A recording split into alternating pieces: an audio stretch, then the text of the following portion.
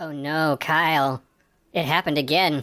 What happened, Mike? Shrinkage. Oh no. I'm Mike Johnson. I'm Kyle Getz. This is Gayish. Now? Yes. We're going to do a shrinkage today about some of this super duper topical, but I wanted to, you're going to hate this, part the kimono a little bit. I don't know why you need to say that, but that's fine. Well, part of the reason we've been wanting to do a shrinkage for a long time, and partially it's so that our 350th episode isn't when we're on tour. Yeah, So- people love the details of episode scheduling. I think some people do. Let's really get into the details I of think it. some people do. But speaking of Los Angeles, so I've mentioned on the news a few times now this whole thing that's going down with the LA Dodgers and the Sisters of Perpetual Indulgence and the Catholic Church.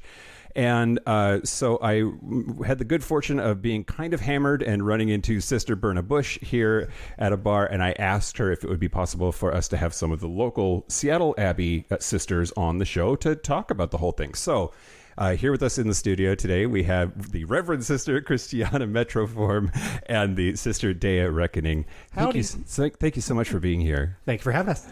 And you're from the Abbey of St. Joan. Correct. And that's the Seattle proper, Seattle area. How big is That is the that? Seattle chapter. Okay. We don't necessarily define our territories such as an archdiocese. Okay. We don't define them that finely. But the Abbey has been around since 1996. Like I said, I've been a member since 2001. Metro's been a member since 2009. Yep. And we have both been president. We've both held various positions in the board and kind of go in and out of doing more, sometimes doing less. We're a all volunteer nonprofit organization, so we don't get any monies for any of the work that we do. So it's kind of when we can afford to put in time and money and energies. And I am coming back after a several-year break. Welcome back. There you go. Thank you. One of my first titles with sisters was Mistress of Crap, Oh, okay. which is a very plain way of saying the Mistress of Merchandising. Okay. Great. Okay. There are a couple ways that could have gone, so I'm glad it's that way. So let's. So the Sisters of Perpetual Indulgence nationally or globally was founded in San Francisco, I understand. Correct. Yes. In 1979. Okay. So to do what? What is the organization all about, and has it changed over the years? Well, so there are two stories. Okay. Depending on who you know and what they tell you, you'll Okay. get one of the two. Okay. I know you, so like. I'll tell you the one that's more easily understood without the drama behind it. Basically, there were a group of very dramatic gay men in San Francisco who liked to have fun. And one of them had been in theater and been a part of drama troupes and stuff like that. And he had some old nuns' costumes from an old play of The Sound of Music from a previous place he had lived in. And one day they decided just to throw on the habits and roller skates and go around the Castro. And they just wanted to do it for fun. But they had such a reaction that it was something that they were like, oh my gosh, we should do this so much more, because people thought it was hilarious. Yeah. And so it kind of just started out as some crazy, wacky idea to have fun. But shortly thereafter, and kind of around that same time, AIDS was actually known as GRID, Yeah. gay-related immune deficiency. Yeah. And there wasn't a lot known about it. One of the guys was in the medical community, and he actually had the proper knowledge. And he was like, why don't we use this as an outlet to hand out pamphlets to people? Because every time we dress like this, we get crowds of people around us. And we could actually get out the correct information in the community. And so that's how it started. And from that, it just grew and grew and grew. And people from Germany had visited, people from LA had visited. Anyone who visited San Francisco? Yeah, they visited San Francisco and saw these people in nuns' habits and what they were doing. And they started, carrying condoms with them and telling people about safer sex and doing all of that. And they were like, oh my gosh, I want to do this in my city. And so they'd go back. So LA was the second U.S. house that ever started. Germany was the first international house that ever started. And from there, we're at, I don't even know how many countries. Incidentally, in historical terms, you were speaking about the origins of the nuns' habits. Now, part of the magic attributed to those nuns' habits were that they were really nuns' habits. They were retired habits. Yes. From a convent in Cedar Rapids, Iowa. Okay. Yeah. I'll be darned. They were real. Those sisters had let the school that was doing The Sound of Music borrow them. Oh. And they just never made it back to the sisters. Wow. Anyway, so that's a little history. I will real fast give you our mission statement. Yeah. And it's been a while since I've said this, so if I mess this up, Metro, fill in. Yes. But it gives your readers an idea of who we are and what we do really fast. We are an order of 21st century nuns dedicated to the promulgation of universal joy and the expiation of stigmatic guilt. We work to raise money for AIDS charities, fight for queer rights and visibility, and do safer sex outreach, striving diligently to never take ourselves so seriously that we forget to have fun. Yay! We gladly welcome all races, creeds, genders, and sexual orientations.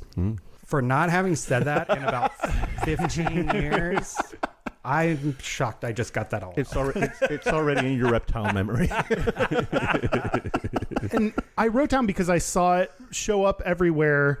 Promulgate universal joy and expiate stigmatic guilt. That's a mouthful. Correct. We love it. What does that mean?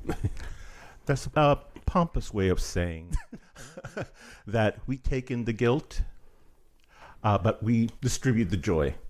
So to promulgate means to put forth into the put out universe. into the universe, yes. Universal joy. Everybody should have joy around the world. Every human. So we promulgate that. Expiate means to get rid of. Stigmatic guilt is the guilt that we are raised with by parents, teachers, churches, saying that our lifestyle is wrong or that the way we want to live is wrong. If you're not harming anybody, then it shouldn't be wrong. So we like to expiate that guilt from people Since and we tell know better them now. that you are a beautiful human being, and as long as you are not harming anybody else, then you are fine. And also, why, speaking of just understanding the language that's going on, why the Sisters of Perpetual Indulgence? Why those words to describe what you're doing? That you would have to ask the founding sisters. I honestly don't know. I think it was because it's, again, that perpetual joy, and we are allowed to indulge in ourselves and in our lives, and we should do that perpetually for our entire life. We shouldn't have to be made to feel guilty for who we are for having fun. Namely, we don't believe in chastity. Well, so I did want to ask: are all of the sisters gay men? No. So Started out that way, but over the years, especially the last 15 to 20, we've had members of all races, creeds, genders, and sexual orientations. Okay. Literally. okay, We have cis females, we have trans women, we have gay men, we have trans men. We've had a couple straight cis men, and yeah, bless their it's hearts. whoever wants to help and join us. Yeah, it's across the board. And how do you describe what you do? Because I know drag is not the word that the right word. So It is a form of drag. okay, The perspective that I have is that is more related to farce than to drag. We are nuns, but not in the Not in the religious sense. exactly, and we don't hold to many of their tenets. We do have a set of our own, though. Yep, we do have our own rules, so to speak, and we don't necessarily do this for our entire lifetime.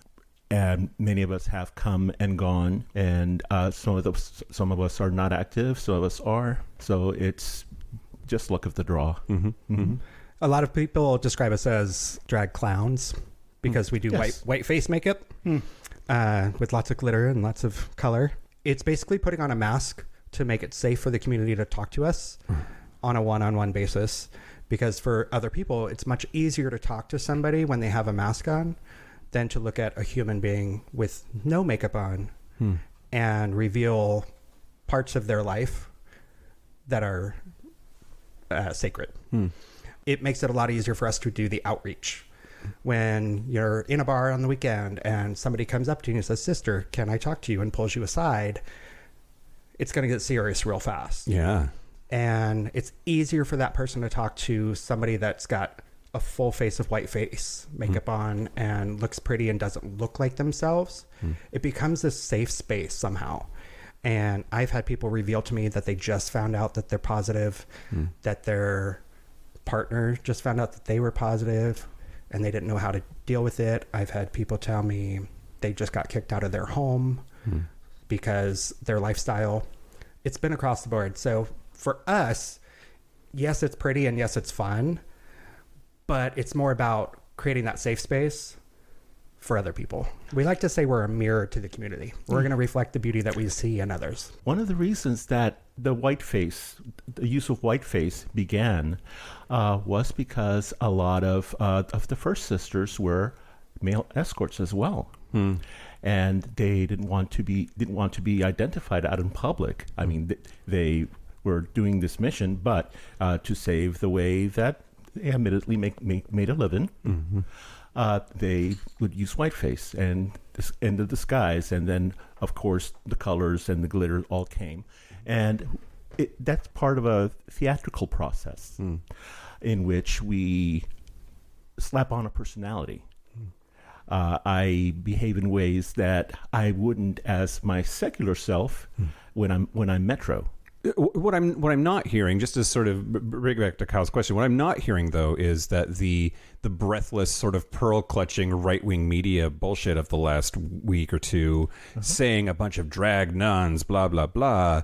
That's it sounds like an acceptable way to refer to It the is system. correct. Okay, well then I will stop racing to your honor. No. We are drag nuns. The issue that they're having is that they think we're making fun of religion. I was going to ask, are you making fun of religion by doing this? In a tongue-in-cheek way. It's not straight out. The Catholic Church, especially the male archdiocese, like to think that they are the only religion with nuns. They are not. There is over 7 to 10 different religions that actually have nuns. So they don't have a handle on that, right? We are a type of nun. What is a nun? A nun is a person who dedicates their life to helping others. Namely, they are female, but because we are gay men, I'm non-binary. I could take both male and female roles. Yeah. So calling myself a nun is not out of the what is that word I'm trying to think of? Ethos. You know, I have taken vows That's a big in front word. of my fellow sisters. I have dedicated a lot of time and money to my community. Yeah. I have probably raised over $50,000 in my lifetime for nonprofits. So I've done the work of a nun. And we're just telling them, stop trying to take the corner on the market for nuns, because they are in so many different religions, and nuns don't have to be religious. Yeah. It's about the work. That's really interesting. I mean, I think one of my thoughts through this latest controversy, which we'll get into, has been like, part of me is like, so what? If you're making fun of the Catholic Church is billions of people. Right. Like if you are making fun of them, you're punching up. Right. You're not punching down. Yeah. Right. And street theater has made fun of religion and politicians for literally centuries. Yeah. Like, why do they think this is new? It's not. Yeah. And then I've seen the word blasphemy used multiple times, which I thought that was about God, not about. Yeah. No, So every sister around the world, what year did they do that? I want to say 87, I think. Something like that. The Catholic Church now calls us, what is the term? Heathens? I think so. Yeah, we're blasphemous heathens or something like that. Great. All excommunicated. Yep. Everybody who becomes a Sister of Perpetual Indulgence, they just don't like us. So. I'm a secular. But funny Jew. enough, I have to tell this story because it's one of my favorite stories to tell. I went down to San Francisco probably about 20 years ago, and I was walking with one of my favorite nuns there, and We call her Timmer. Even though her sister name is Sister Lolita Me Into Temptation. Okay. So I love the names. I know, she's great. So Sister Lola and I are walking, and we're on a outing with the nuns to the conservatory, where they have all the plants and things and music stuff. And 2 Catholic novice nuns kind of came onto the sidewalk right about the same time we did. And they looked at us and they simply bowed their heads and said, "Good day, sister." And we looked at them and said, "Good day, sister." And it was like this moment of, I see you, I see you. It was beautiful. And they had such smiles on their faces. And they kept walking. And literally about 30 seconds later, I started crying. Yeah. Because I was like, that was Catholic nuns telling me that I was doing okay. Yeah. Well, it definitely seems like it's the men that are all bent out of shape for this news, I can tell, right? For sure. Yeah. It seems like a small number of people are speaking on behalf of a huge number of people that sounds like may not all agree with like, being called blasphemous or what have you. Yeah. Well, the real blasphemy, if we can use that term, the real blasphemy would be, okay, why do you have to defend your God? Can't your God defend itself? Why do they need your intercession? That's what I find difficult to swallow about most religious doctrine, is that it doesn't make that cut. If religions cause wars and starvation and disease and, anyways, why? Get off track, sister. Yeah, get on track. So it doesn't make that threshold for me. Okay, so you're an all-powerful, omniscient God. Manifest yourself. Don't make us rely on imperfect humans to understand your word, which is supposed to be infallible, etc. But I digress. I don't claim to be religious. I'm not. I am very spiritual, though, and I believe in do no harm, and I believe in karma. What you put out comes back. So, Honey, if karma were real, Hitler would have died in a fire by Dick Lighter. hey, how do you know that didn't happen? Oh, I didn't see him die. So let's reiterate really quickly if people have missed the last few weeks of the news on our main show. Yeah. The Los Angeles Dodgers has an annual Pride Night. Correct. Where they, like a lot of companies in June, put the rainbows on and try to get gay people to give them their money for whatever their service is. Yep. But also, there are a lot of gay fans, queer fans of baseball. For sure. It's a nice... Including sisters. Okay, Yes. So it's nice to have them invited for a special night during the month of Pride. That's fantastic. Right. This year they also were scheduled to have, or they are having a Pride night. And then they announced that they were going to be giving a community service award to the Los Angeles chapter of the Sisters of Perpetual Indulgence. Correct. A letter writing campaign was started by a Catholic organization in the Midwest somewhere saying that this is horrendous. The LA Dodgers should be ashamed of themselves for supporting all the stuff that we just got done talking about. This blasphemous, horrible caricature of a world religion. How dare they? Yep. Because we're terrible for making fun of their religion. Yeah. Even though we're not. Yeah. Well, and despite raising millions of dollars for HIV, AIDS, and that's awareness. the part they and don't advocacy. educate themselves on. Right. But yeah, they basically took back the award because of the pressure that they were getting from several groups that started that letter writing campaign. So the Dodgers said, whoops, never mind, sisters, you're not invited now. Yeah, they literally sent an entire page explaining why. Yeah. And in my opinion, and this is just my personal opinion, it was BS. It was, we don't want to offend this other group. Yeah. So we're going to not award you this award, which makes no sense when you're talking about a super religious organization that fights against LGBTQ plus rights and our livelihood. Yeah. First, the Aren't they having a hard sisters time on creating a enough gay scandals on their night. First, the sisters on a gay night being recognized by their peers. Like, you're going to let a group come in on one night. We have one. Every other night that stadium is open is mostly for straight people. Yeah. Give us one night. Yeah. And let us recognize who we want to recognize. Yeah. Yep. Well, my first thought when they issued that retraction said that they were disinviting the sisters was, do you have a single gay that works on your staff? Because I could have told you, I think any gay of a certain age I'd say anyway it's could have somewhere told between you. 10 and 15%. Right, yeah, right. but like this, if you know the Sisters of Perpetual Indulgence, and you know what they stand for and what they're doing and their importance to the community, you would know, do not fuck with that on Pride Night, right? I mean, you would think. And yet they did. Huge. They have since turned it back around, and apparently they are going to award them. Yeah, huge big uproar, and the because the campaign from our supporters across the globe has been way bigger than the negativity they got. Yeah. Yep. And that says a lot. LA Pride got involved and said that they didn't want to have a Pride night at all. If y'all were disinvited, the ACLU got involved. There were several city council members from Los Angeles that all threw their hat in the ring. But ultimately, the Dodgers said, "Oh, we fucked up," and invited y'all back, which is happening this week at the time that we're recording this. Right. Do you anticipate? Okay. The crazies are extra crazy this year. I don't know if that's true in your organization. I would say in the past 5 to 10 years, they've gotten pretty good. COVID did a number on humanity.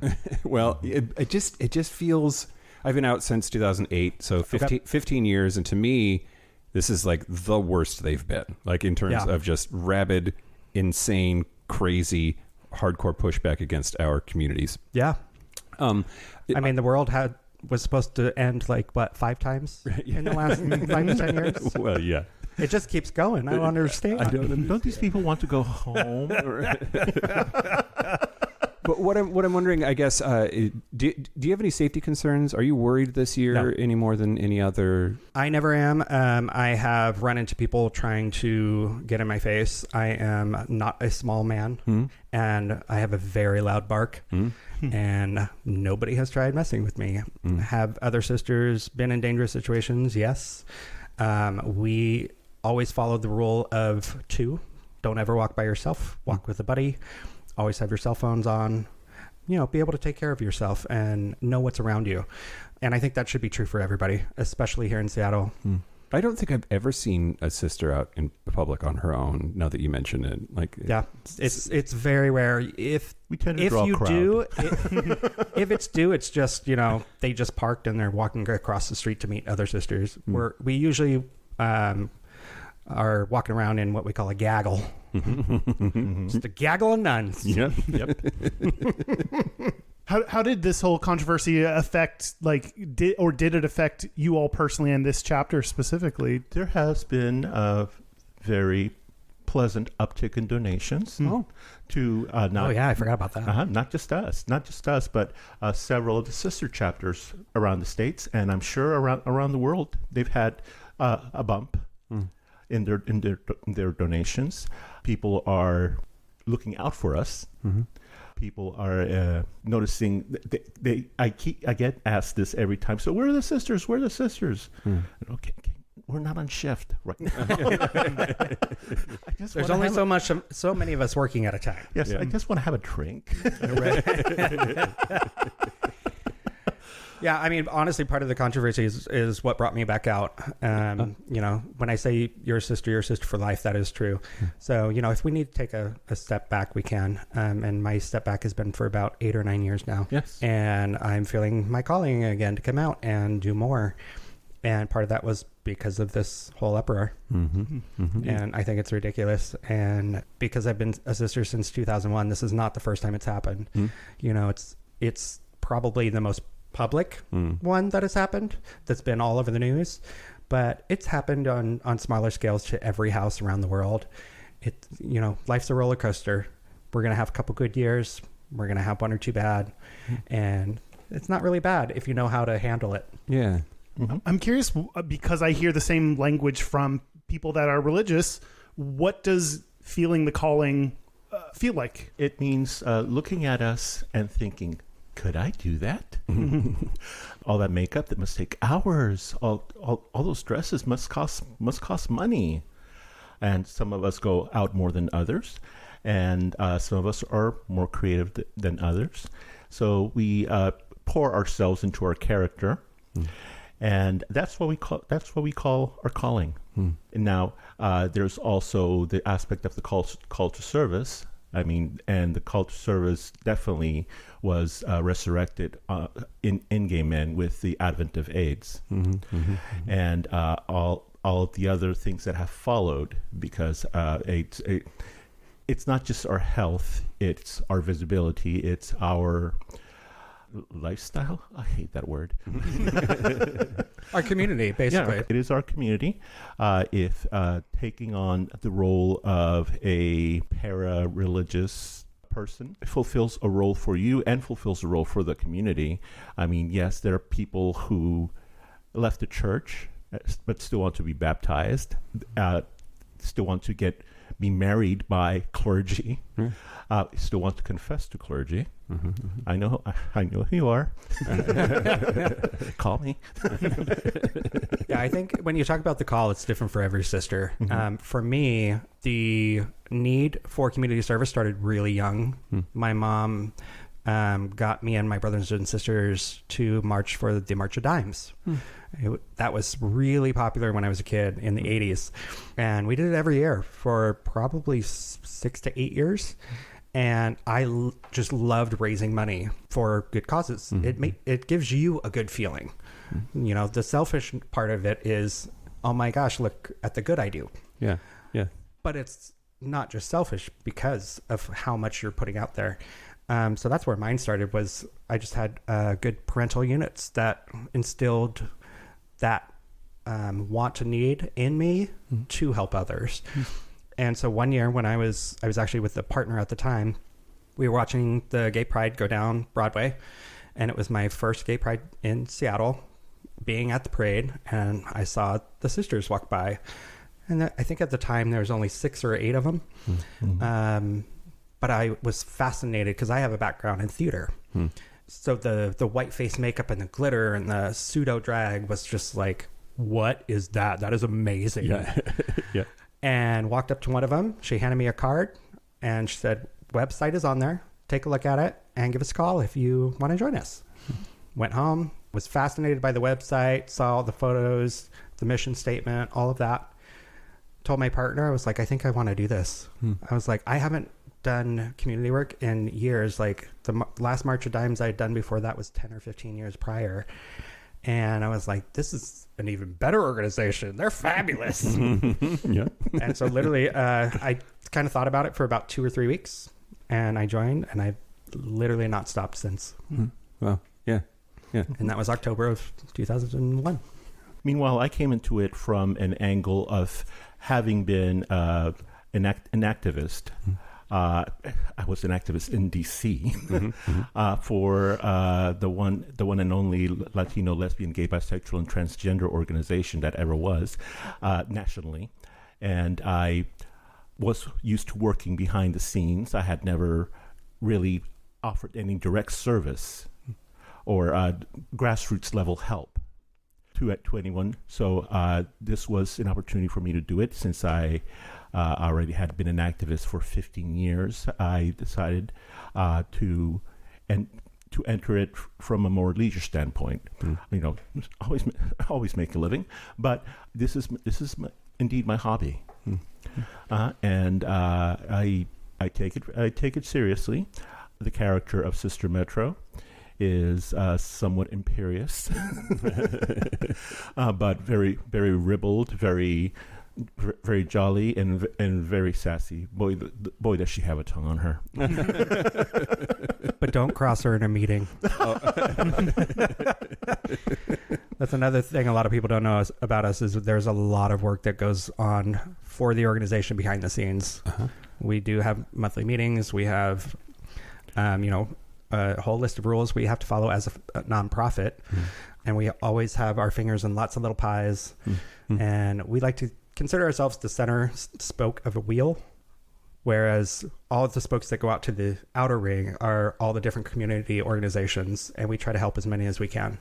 So we're always doing lots of events, always stuff going on. If you ever want to find out, you can go to theabbey.org, and usually we have a calendar there. I believe we are working on that to get it better. Yes, and incidentally, our funding cycle is open. So if you are a small nonprofit, a 501c3, those who are in the biz know what that is.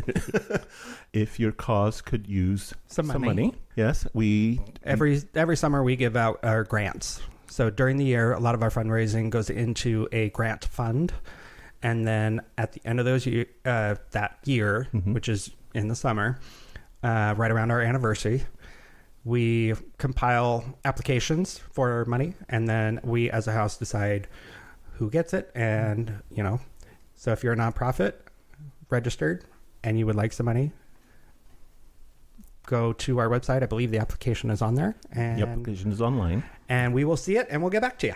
Wow, you're not even here asking for money. You're here giving it away. We're giving it away. Crazy.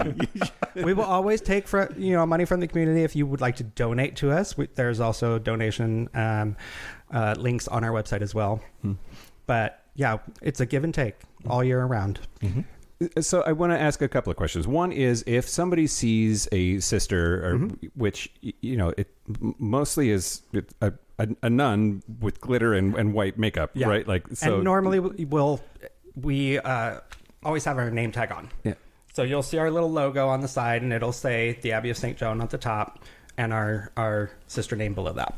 So if you see a nun with a name tag that says the Abbey of St. Joan, and we purposely make ourselves much more visible. We are not out there to be ignored. Yeah, hard to miss for sure. please come say hi. Please talk to us. Okay. Yeah. And then I wanted to ask, like, what's your Pride like? Seattle Pride is coming up in a couple of weeks. Is it just like wall to wall? Like I'm exhausted thinking about what your schedule must be like on a weekend like that. We definitely have a spot in the parade itself. I believe we are right behind Alaska Airlines. I want to say, kind of towards the front, position 17, something like that. Yeah. We also get a contingent behind us of people in the community who want to join us. We have a massive rainbow flag that those people will walk with the sisters and help us carry throughout. Along the parade route, people like to throw change and money on top of the rainbow flag for our organization, for our funding, and we'll collect that, and that goes into a couple different places. We like to split it between our grants and our working fund, and again, making money for the community to put back out there. That's so awesome. Yeah. What is the hardest part about being a sister? Ooh, the commitment. We all have lives. I have a full-time job, and it's sometimes you can't always take that extra time to show up to all the meetings, to all the events, and all of that. And there's a little pressure sometimes. Like, we like to put a little pressure on each other, because we don't like to have only 2 sisters at an event. We prefer to have 7 to 10. But we also know that we all have other things going on. So for me, that would probably be the hardest thing. Being a sister is like the easiest thing. Like, just like Metro, I have another personality that comes through when I put on that habit.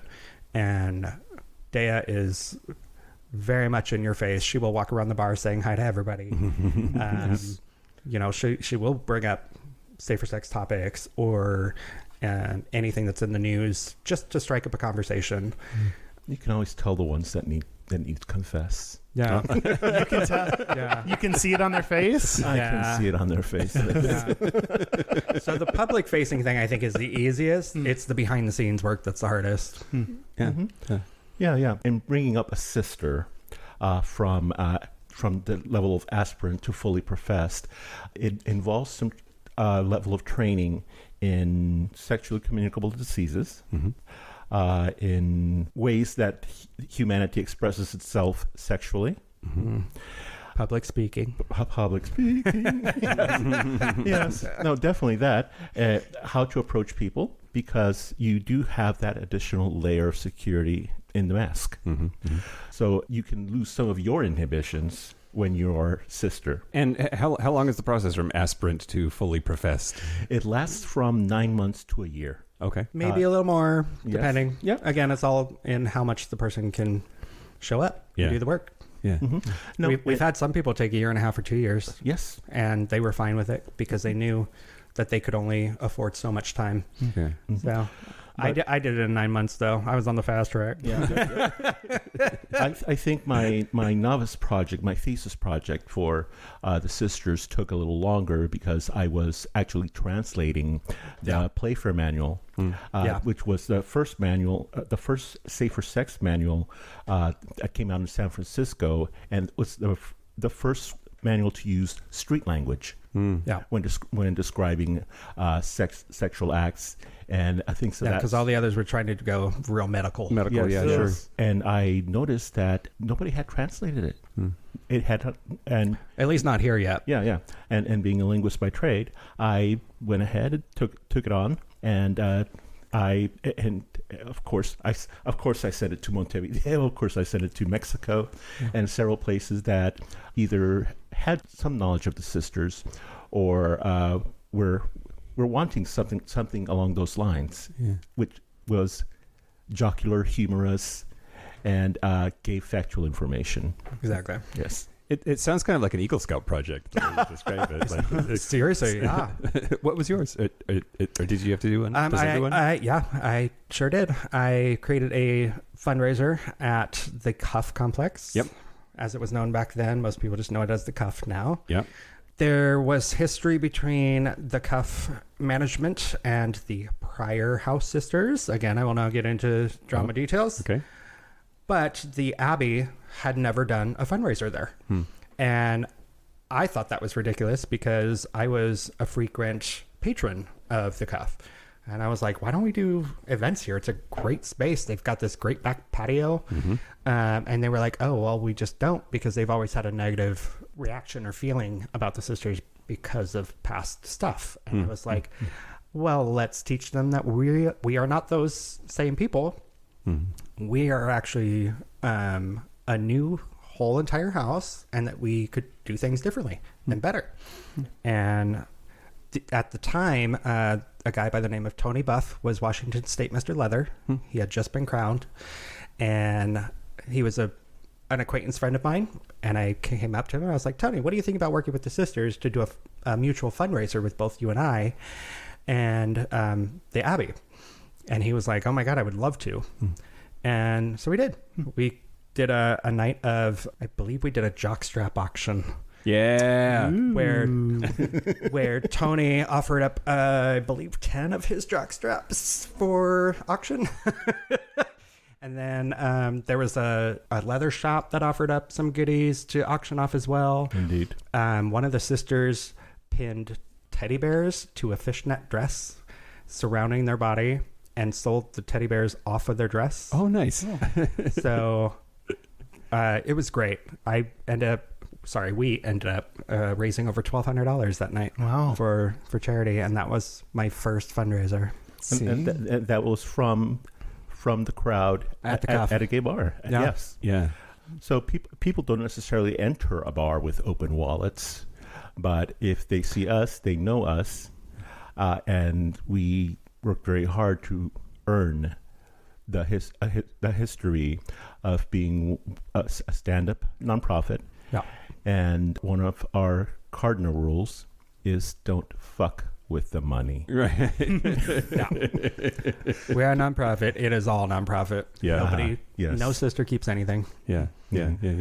Well, I think the jockstrap market took a big shit after that. But, Right.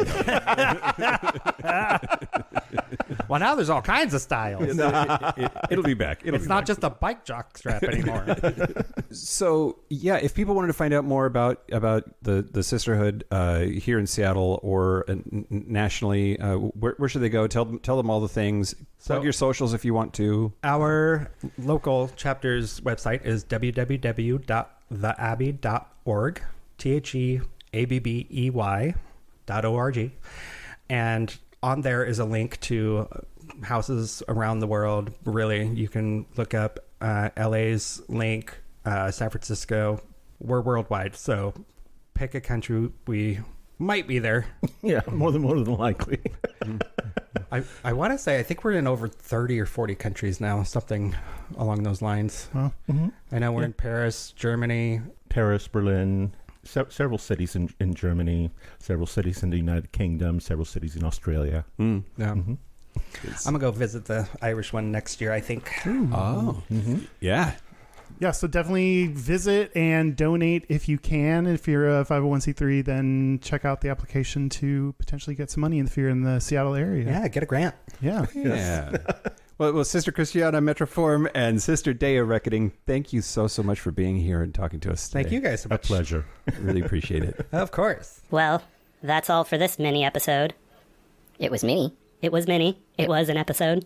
And it was kind of gayish. Yeah, so Remember to the 3 R's, rate, review, and prescribe.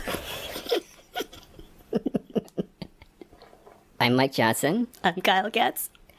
and be butch, be fabulous, stay out of the cold water.